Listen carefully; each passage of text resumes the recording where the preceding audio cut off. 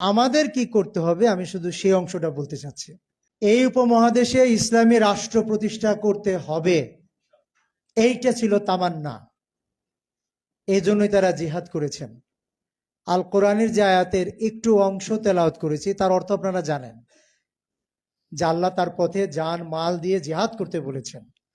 জিহাদ শব্দটা তো আমরা বেশ কয়েক বছর উচ্চারণ করতে ভয় পেয়েছি, কারণ গন্ধ শুকে শুকে জেলে ঢুকানোর জন্য সরকারি তরফ থেকে অনেক কিছু করা হয়েছে। কিন্তু এত ভয়ে এই মুসলিম দেশে যদি আমাদের থাকতে হয়, তাহলে ইসলামী সরকার কিভাবে তৈরি হবে? আজকে জমিয়ত সুবহানে আহলে হাদিসের ব্যানারে আমরা যারা হাজির হয়েছি, আমরা যখন সুবহানের রেনেসা পিরিয়ডে দায়িত্ব নেই, সেই 2099 সালের দিকে যদি বলি, আমরা যখন প্রথম কমিটি হয়, তখনকার সুবহানের চেতনাটা কি ছিল? আমাদের চেতনা ছিল প্রতিষ্ঠিত জাহিলিয়াতের এই বুনিয়াদ আমরা ভাঙবই। আমাদের এই ভাঙবই শব্দের মধ্যে একটা দৃঢ় ইচ্ছা ছিল। আমরা বিশ্ববিদ্যালয়, মাদ্রাসা সব জায়গায় গিয়েছি, ছাত্রদের আমরা ঐক্যবদ্ধ করেছি, সে চেতনায় নিয়ে এসেছি। এতে অনেকে কেউ ভুল বুঝেছেন, কিন্তু ভুল বোঝার সুযোগ নাই। আহলুল হাদিস আলাদা কোনো গোষ্ঠী নয় যারা ছয় উসুলের মতো কাটছাট করে ইসলাম পালন করবে। কোরআন এবং সুন্নায় যা আছে পুরোটাই পালন করবে।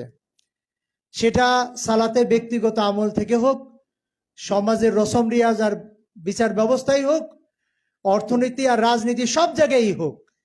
কিন্তু অবাক হয়ে দেখলাম, যখন আমাদের ডক্টর মুসলিউদ্দিন স্যার একটা দল গঠন করলেন, তখন আপনারা অনেকেই কেউ কেউ যেন কেমন কেমন যেন একটা ফতোয়া দিয়েছেন, যেটা হালাল না হারাম না কি।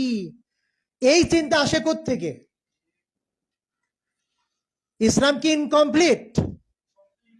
কমপ্লিট যদি হয়, তাহলে আহলুল হাদিসরা তাদের দার্স, হালাকা, খুতবায় এই কথাগুলো জোরছে বলছে না কেন?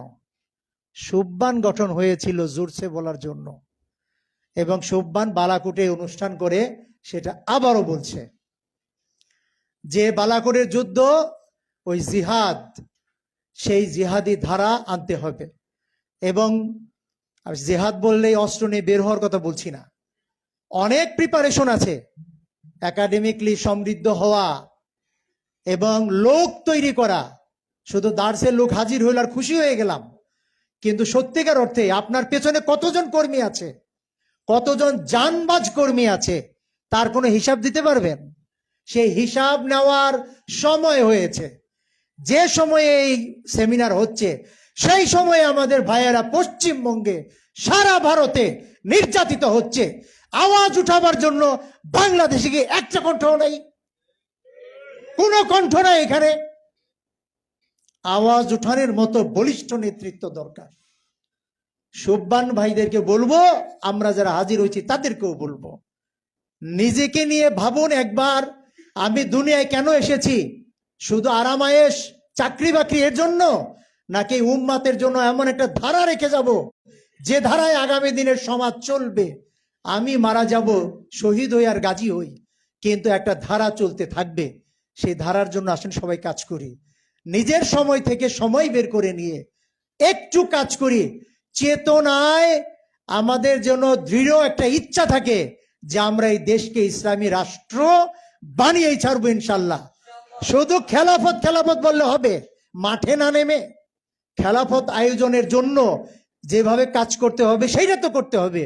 তার জন্য সাংগঠনিক শক্তি দরকার, কর্মীদের মানোন্নয়ন দরকার, এবং রেগুলার কাজ দরকার। শুধু সেমিনারে আসা নয়, বরং রেগুলারিটি মেনটেন করে সর্বত্র আওয়াজ ছড়িয়ে দিন। সময় যেহেতু সংক্ষিপ্ত, এই আহ্বান রেখেই আমি শেষ করতে চাচ্ছি। আসসালামু আলাইকুম ওয়া রাহমাতুল্লাহ।